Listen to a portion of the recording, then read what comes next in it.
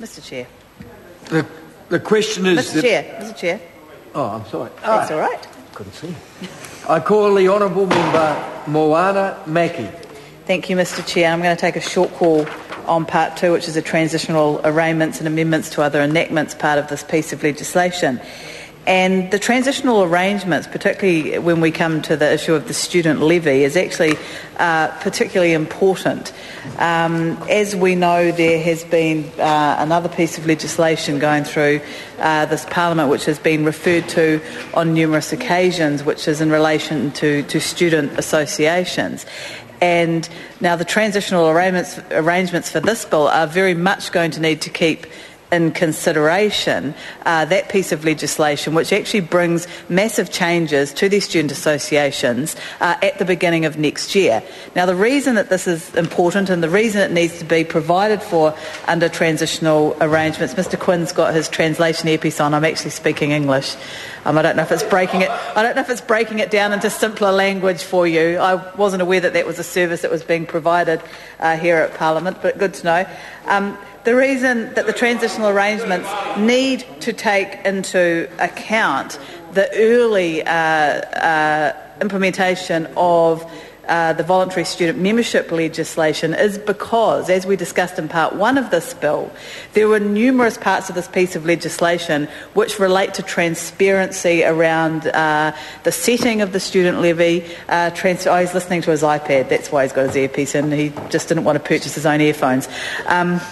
That relate to the transparency around the setting of the student levy, the transparency around any increases in that levy and why they may be needed, transparency around what that levy can be used for, because as we know, given the reductions in funding for our tertiary institutions under this government, they've been using some of the student levy money to pay for staffing costs, not in fact to pay for what the levy was originally intended to pay for.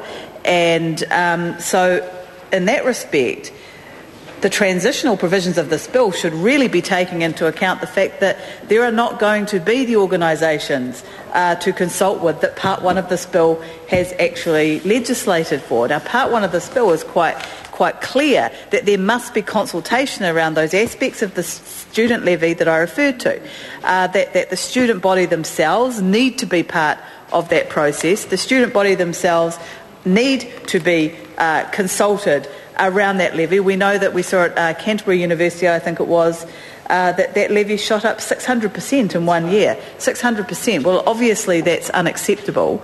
And obviously that's part of the reason why this piece of legislation was being brought in, giving the Minister the power to cap that levy. But coming back to the important part for the transitional arrangements is that requirement to consult with students. And the question was asked and it wasn't answered, well, who are they going to consult with once student associations have been destroyed by another piece of legislation currently going through this Parliament? How is that consultation going to be carried out? Because at the moment it's actually very clear-cut.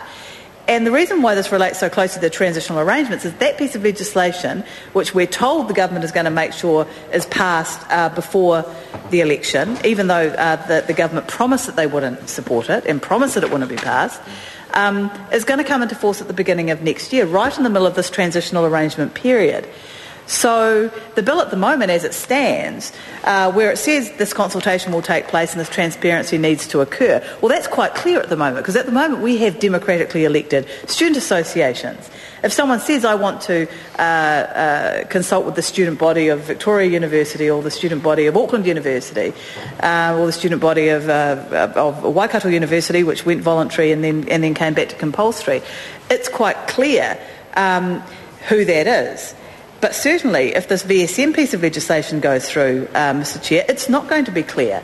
In fact, it could be very unclear who exactly is meant to be consulted with under transitional provisions of this piece of legislation.